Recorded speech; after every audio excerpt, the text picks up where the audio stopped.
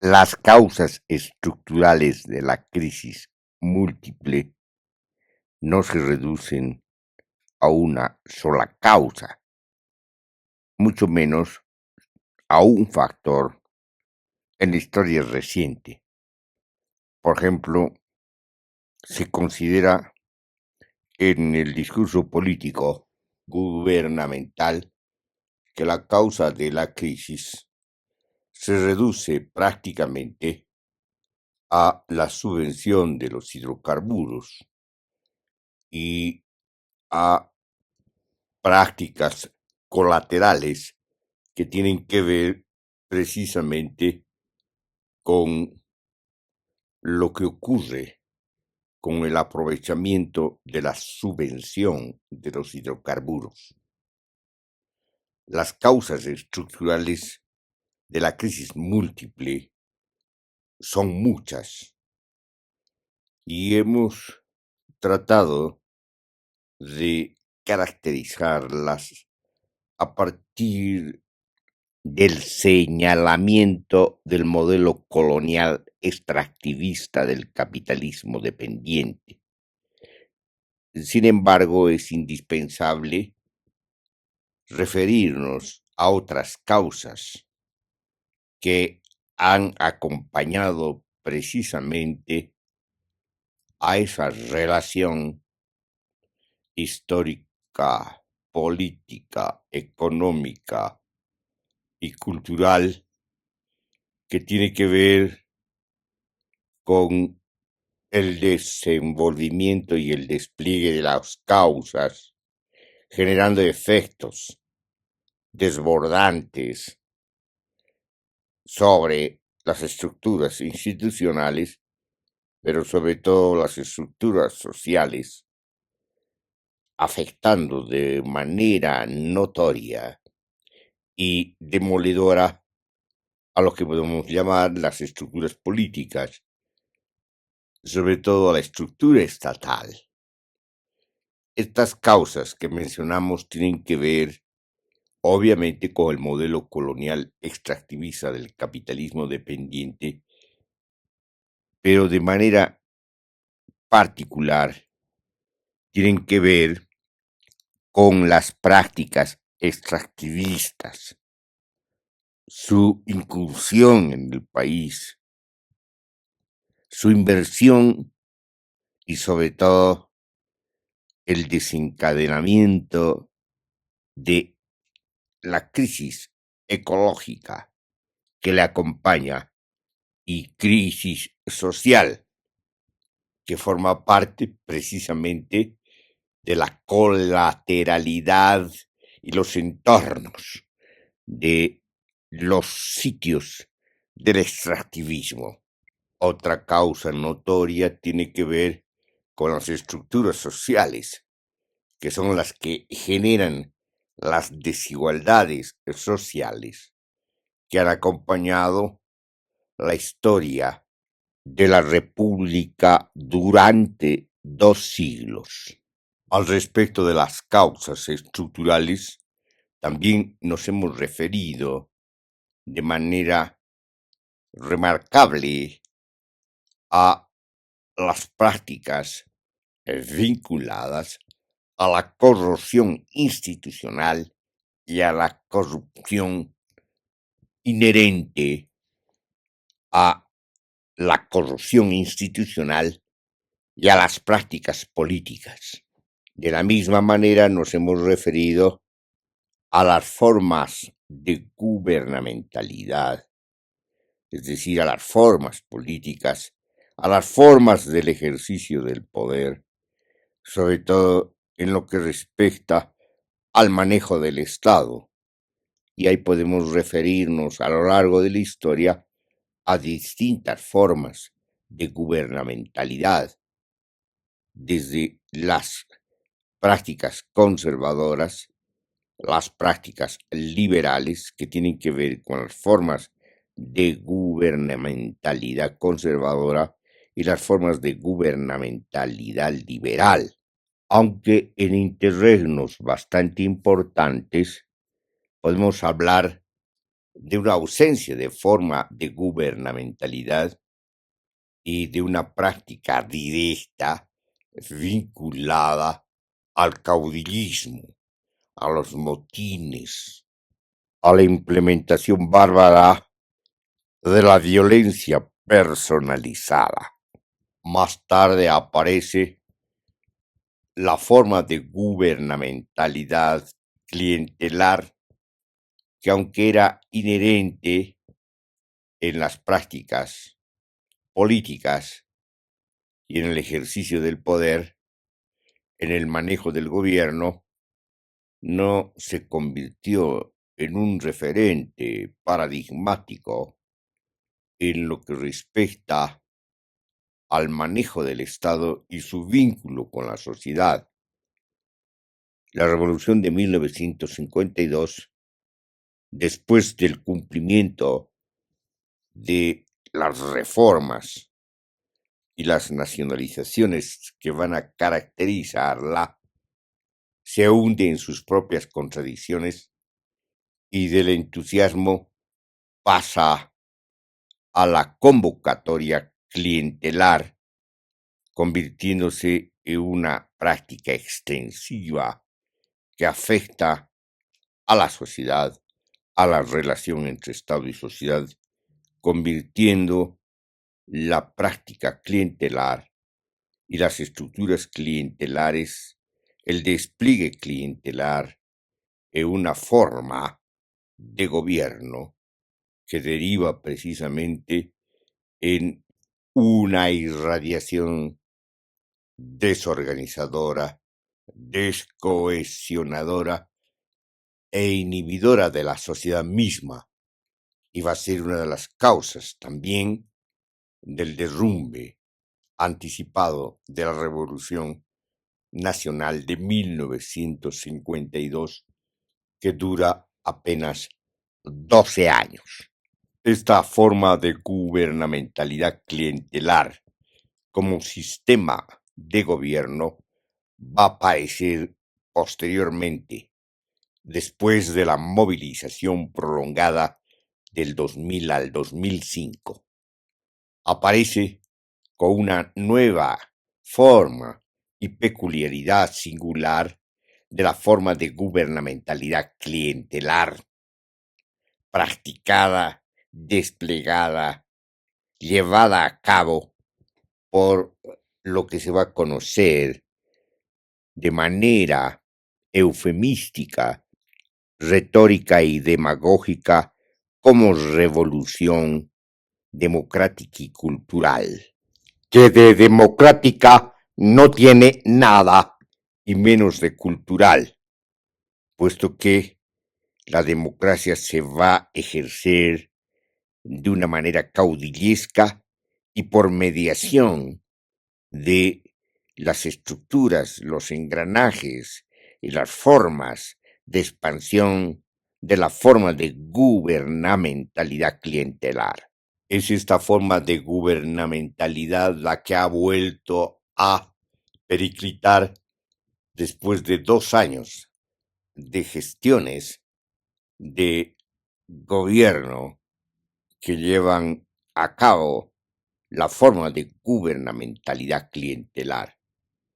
Aunque tenemos que decir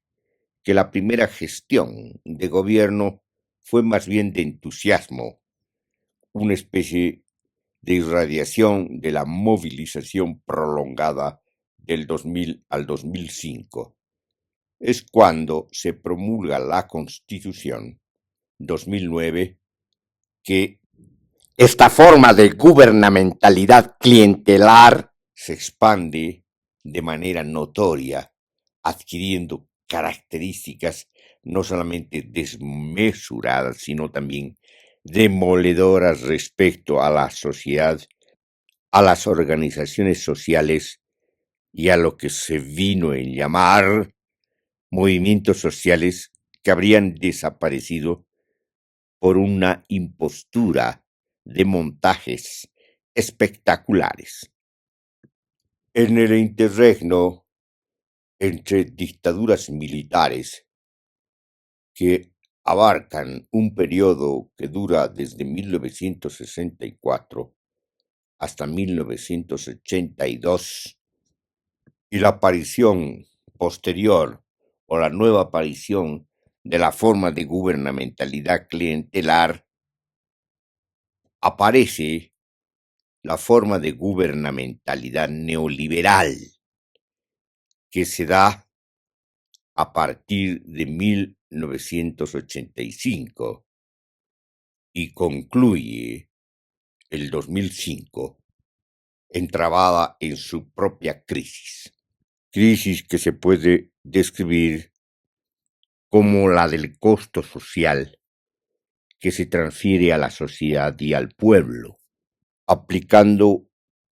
lo que se conoce como ajuste estructural, que implica un programa extendido de privatizaciones, de venta de empresas públicas, de entrega de los recursos naturales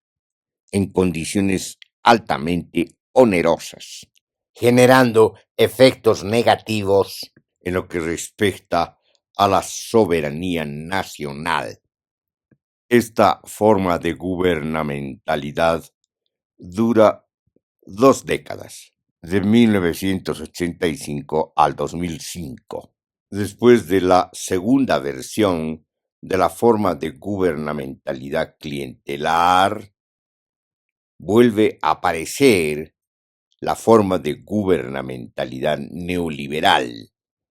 en el contexto de una crisis múltiple, que se va a caracterizar de manera inmediata como crisis de la escasez agudizada de la gasolina y el diésel, como la de la desaparición de las divisas, como la relativa a una deuda externa y a una deuda interna gigantescas si comparamos con los niveles de acumulación del Producto Interno Bruto nacional. Si revisamos rápidamente el desplazamiento de la crisis de la forma de gubernamentalidad clientelar, podemos ver que después de pasar del entusiasmo de la primera gestión de gobierno a el desenvolvimiento de la forma de gubernamentalidad clientelar que se da después de la promulgación de la Constitución Política del Estado, extensión de las prácticas clientelares de manera extensiva que van a derivar en la destrucción, como hemos dicho, de las organizaciones sociales, del tejido social, dejando en condiciones vulnerables al pueblo y la sociedad ante cualquier contingencia. El clientelismo va a dejar de funcionar y de convocar, se va a pasar a prácticas de violencia y avasallamiento, intentos de aplicar procedimientos contrainsurreccionales una vez que se nota que el pueblo empieza a organizarse, a resistir y a rebelarse ante la forma de gubernamentalidad clientelar en desenvolvimiento. La ilegitimidad cada vez es más notoria. También la crisis ideológica, si es que podemos hablar del neopopulismo como ideología, aunque preferimos más bien nombrar como imitación de lo que fue la anterior forma de gubernamentalidad clientelar, que sí tuvo una ideología populista. En el caso de la segunda versión de la forma de gubernamentalidad clientelar, se da como un collage, es decir, una mezcla de formas discursivas, de fragmentos de formas discursivas, que van a intentar precisamente llenar un vacío el vacío ideológico. Se recoge lo nacional popular y a su vez se mezcla con los resabios de formas discursivas que en su tiempo acompañaron a los proyectos socialistas, sobre todo al proyecto socialista insurreccional que dura más o menos desde 1945 hasta la Asamblea Popular en 1971. Estos fragmentos discursivos, tanto nacional populares como socialistas,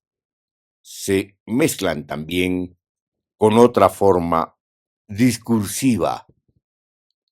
que esta vez tienen que ver con la formación discursiva decolonial, que recoge las tradiciones anticoloniales y se proyecta como revolución descolonizadora. En el caso de la forma de gubernamentalidad clientelar reciente, la mezcolanza de estas formas discursivas logran o llegan a armar un discurso al servicio de la propaganda y la publicidad, pero no llegan a convertirse en ideología, no solamente debido a la mezcolanza acrítica, sino porque son apenas fragmentos que no logran construir una argumentación y tampoco logran construir una formación enunciativa. La consecuencia va a ser el descrédito, la ilegitimidad, el vacío abrumador que ya no puede ser encubierto por una compulsiva propaganda y publicidad. En las condiciones de una crisis desatada durante 2 gestiones de gubernamentalidad clientelar, se llega al desmoronamiento de esta forma de gubernamentalidad, cuya implosión ya comenzó el 2010 durante lo que se vino en conocer como la resistencia y la movilización vinculada al gasolinazo, contra el gasolinazo que intentaba precisamente en aquel entonces el gobierno de Evo Morales Ayma y Álvaro García Linera. Lo que viene después es un retorno a la forma de gubernamentalidad neoliberal. Sin embargo, se da en otro contexto, en otras condiciones y en otra crisis. No se trata de una crisis inmediata de hiperinflación como la desatada durante las gestiones de gobierno de la UDP, sino más bien se trata de una crisis múltiple, como hemos dicho varias veces. Además de la crisis del modelo colonial extractivista que pasó por distintas gestiones de distintas formas de gubernamentalidad, como hemos descrito. Esta reaparición neoliberal se da en condiciones de alta crisis de la clase del gremio político, de la variopinta estratificación política. Las elecciones del 2025 se van a caracterizar por su dispersión,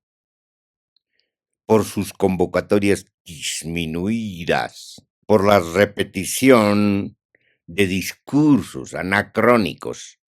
tanto liberales, neoliberales, como populistas y neopopulistas. Las versiones más declaradamente neoliberales van a terminar arrinconadas en la primera ronda electoral, emergiendo una versión débil, tanto políticamente como discursivamente, que sin embargo gana cierto miramiento por parte de la población votante debido a que fueron ninguneados en las encuestas y en las invitaciones a los debates políticos, incluyendo el debate de los periodistas. De manera sorpresiva, la mayoría del pueblo elige a estos perdedores, que es precisamente el término que han usado los que votaron por ellos. En boca de muchas mujeres populares votantes se decía: vamos a votar por los perdedores. Bueno, pues los perdedores ganaron el balotaje. Entonces se trata de una versión ganadora, sin discurso, sin un declarado y abierto apego al ajuste estructural como las otras versiones neoliberales, abiertamente declaradas por el ajuste estructural, han ganado de manera imprevista los que eran perdedores en las encuestas, a tal punto que ni siquiera llenaron las listas de los candidatos. En la presidencia aparece el hijo del que fue presidente de la República en los gobiernos de la coalición neoliberal, siendo el tercero en un supuesto empate técnico. Como vicepresidente se tiene a alguien que ha hecho su campaña como tiktokero, usando el TikTok,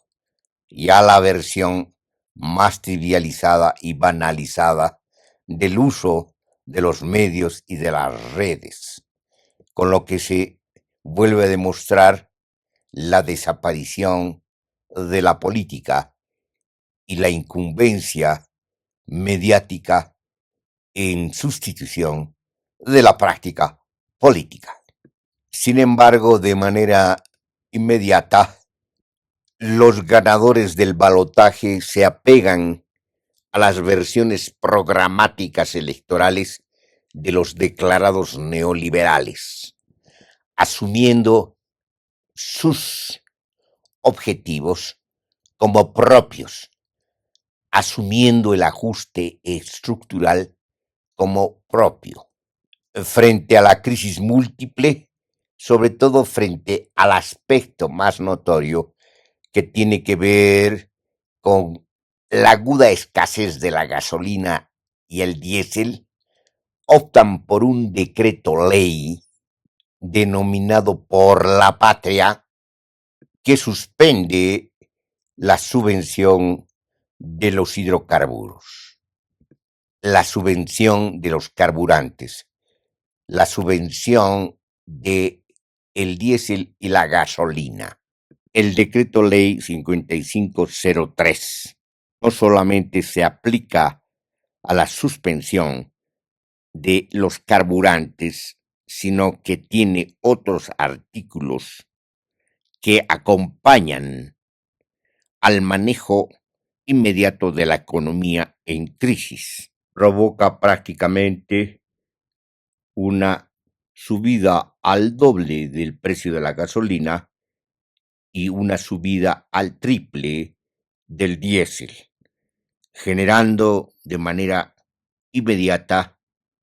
un proceso inflacionario. Sin embargo, tenemos que decirlo, el problema no radica ahí, incluso si se acepta de manera descriptiva y empírica que no había de otra, que había que suspender la subvención a los carburantes en condiciones donde ya no se produce gas como antes, ni se produce gasolina como antes, y se tiene que importar de manera cada vez más grande el diésel, volviéndose un país altamente dependiente de gasolina y diésel que se importaba y se seguía subvencionando. Incluso en este caso, en el caso que se acepte que es así, se está resolviendo solamente una parte del problema, se está afectando a una de las causas del problema de la crisis múltiple y a un factor de reciente data, de hace 2 décadas, pero no se están afectando ni resolviendo las otras causas estructurales de la crisis múltiple, y mucho menos se está saliendo del modelo colonial extractivista del capitalismo dependiente, sino más bien se tiene la pretensión, como se ve en el mismo decreto mencionado, de incursionar de manera más a fondo en este modelo, repitiendo los graves errores de la forma de gubernamentalidad neoliberal. A propósito, en un artículo reciente nos preguntamos quién pagará la crisis. Y dijimos que el pueblo no puede pagar la crisis, puesto que no se ha beneficiado de la crisis. Y hablamos en este caso de una crisis no solamente desatada en las últimas 2 décadas, sino en las últimas 4 décadas. Dijimos de manera directa que la crisis tiene 2 versiones, 2 manejos administrativos diferentes de la crisis. Una que corresponde a la forma de gubernamentalidad neoliberal y otra que corresponde a la forma de gubernamentalidad clientelar. Dijimos que la crisis la tienen que pagar los causantes, por así decirlo, de la crisis. Tienen que pagarla tanto neoliberales, en la versión anterior de la administración de la crisis, y neopopulistas, en la versión reciente de la crisis, que la forma de pagar es mediante expropiación de bienes, de empresas,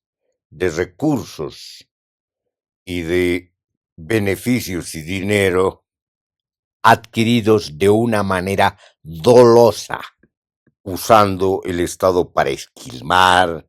para aprovecharse, para enriquecerse. En el caso neoliberal se han beneficiado grupos de amigos, de empresarios, ligados a la privatización. En el caso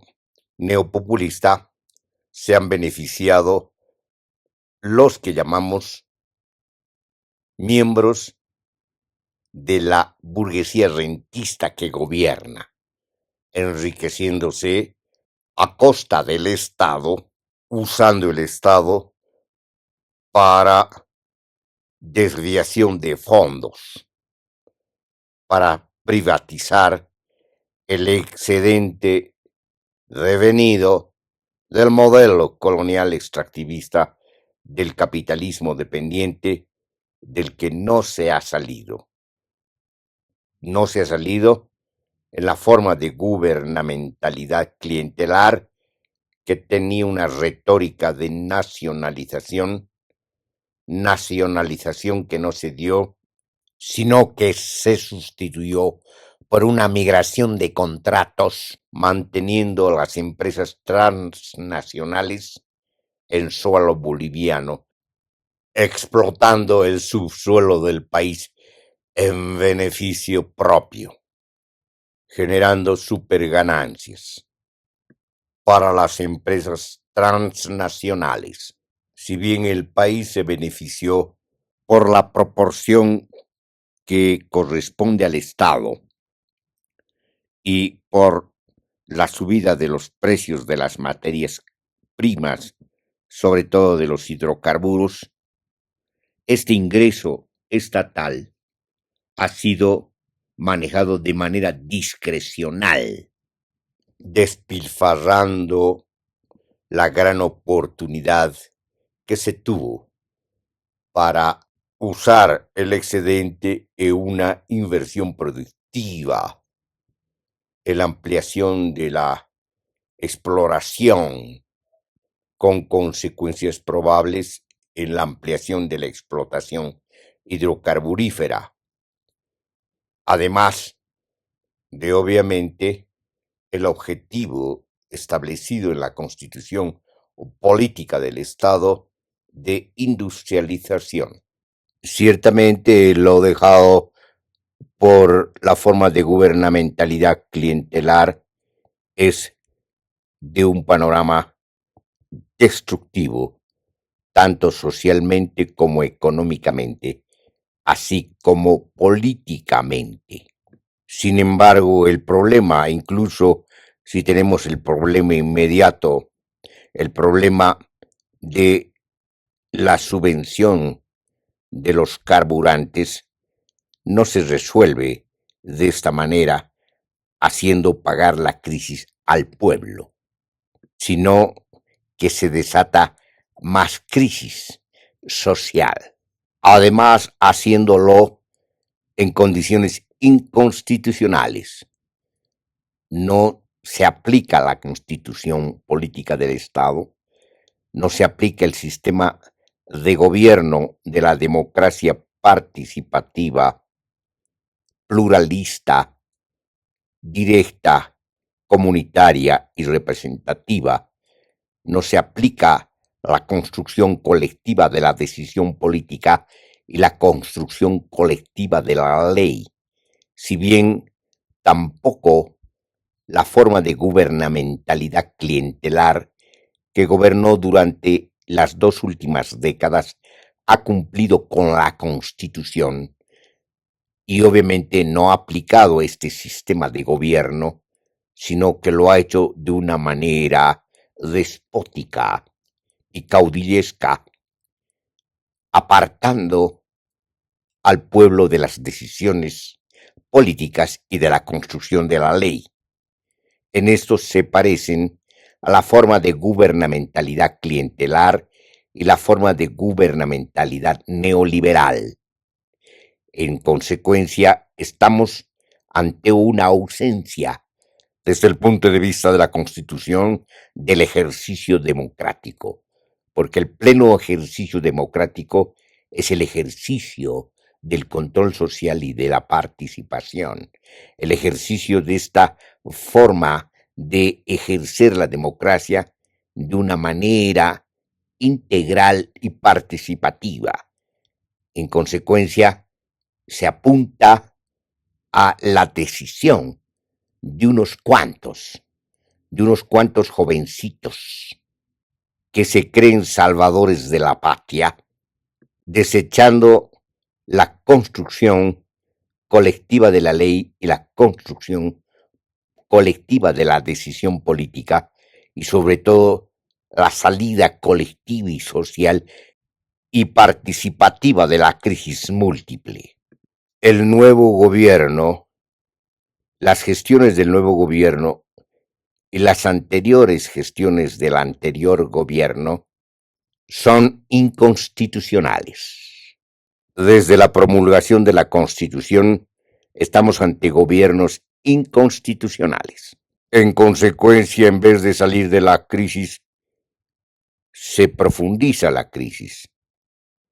se ahonda en la crisis. No se atacan las causas estructurales de la crisis múltiple. Entre las causas se mantiene de manera destructiva una de las formas más demoledoras de la crisis. Hablamos de la crisis ecológica. Durante las gestiones de gobierno neopopulistas se han incinerado más de 10 millones de hectáreas, 7 millones al principio y después una cantidad parecida de hectáreas de bosques primarios, generando pues una crisis ecológica sin precedentes, muy parecidas a la crisis ecológica generada bajo la gestión de gobierno de Bolsonaro en Brasil, que se ha extendido a casi 15 millones de hectáreas durante la destrucción de la Amazonía. En eso se parecen de manera curiosa tanto una forma de gubernamentalidad clientelar con discurso neopopulista y con pretensiones de gobierno progresista, con una forma de gubernamentalidad neoliberal empleando prácticas, discursos y gestos de extrema derecha.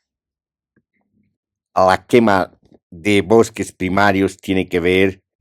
con la conversión de estos bosques en tierras fiscales y de manera inmediata con el tráfico de tierras en los que están involucrados avasalladores, colonizadores, ganaderos, agroindustriales, empresarios vinculados a los transgénicos, todos ellos interesados en la ampliación desbordante de la frontera agrícola, todos ellos interesados en la expansión destructiva de un mercado que solo beneficia a las empresas privadas y a las empresas transnacionales, dejando al país atrapado en los paisajes de muerte que conforman estas prácticas extractivistas, estas prácticas pirómanas, estas prácticas de destrucción ecológica. Este problema está lejos de resolverse.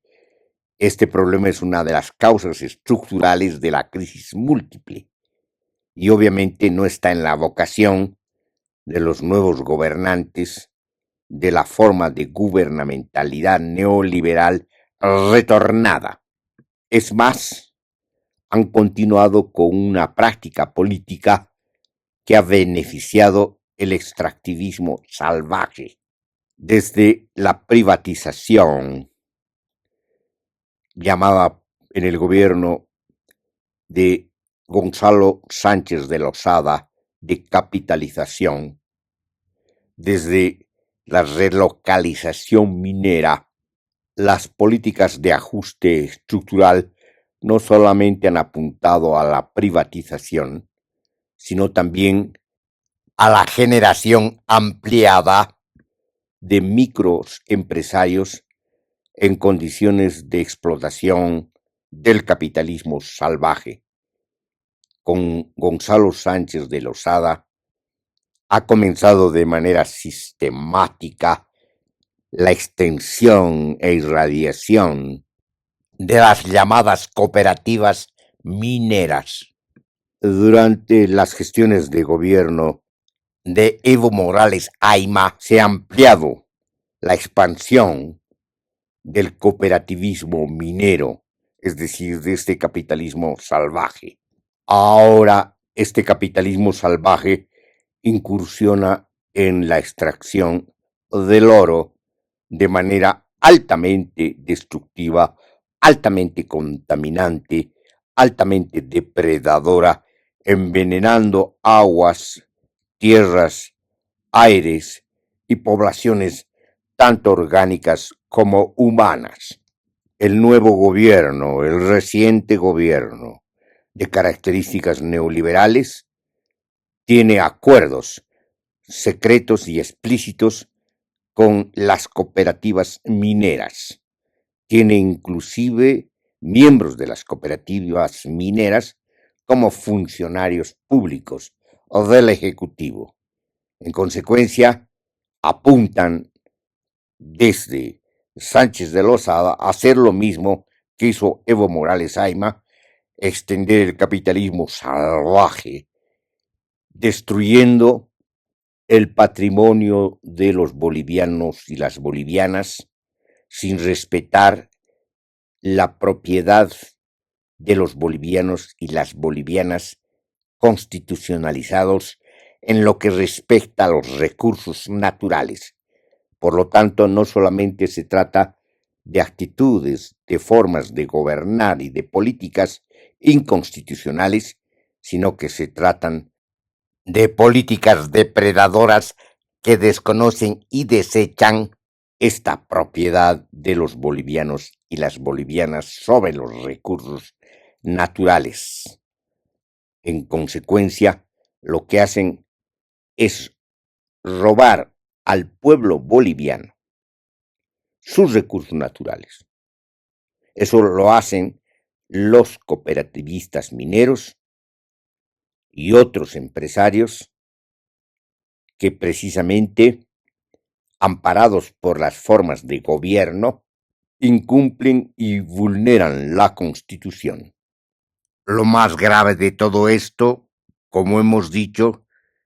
radica en el extractivismo minero del oro de estas cooperativas o mal llamadas cooperativas, puesto que son empresas privadas. Destruyen los ecosistemas, se apoderan del oro que es propiedad de los bolivianos y las bolivianas, recaudan más de 3.000 millones de dólares y solo dejan el 3% al Estado. Y eso,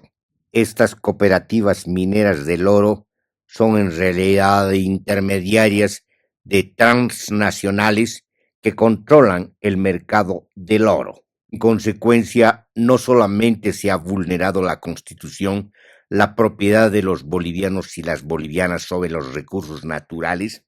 sino que también se ha profundizado en la espiral de destrucción ecológica, amenazando la vida en los distintos nichos y ecosistemas de Bolivia. Podemos concluir que no es cierto, indudablemente, que han venido a salvar Bolivia, ni mucho menos que van a resolver la crisis, puesto que no atacan a las causas estructurales de la crisis, sino más bien han venido a continuar con lo mismo, con la extensión y radiación desmesurada del modelo colonial extractivista del capitalismo dependiente. En otras palabras, son parte de la crisis, son parte del problema que hay que resolver. Para salir de la crisis múltiple, para atacar y resolver las causas estructurales, hay que salir del modelo colonial extractivista del capitalismo dependiente. Hay que salir de la genealogía de las formas de gubernamentalidad. Recientemente, tanto neoliberales como neopopulistas. Hay que evitar que el pueblo vuelva a pagar la crisis. Hay que tomar medidas radicales para que la paguen los que han ocasionado la crisis, mediante expropiaciones. Uno de los factores que han acompañado a los despliegues y desenvolvimientos de la crisis es la banca, la administración de la banca que inocula deudas impagables, que termina despojando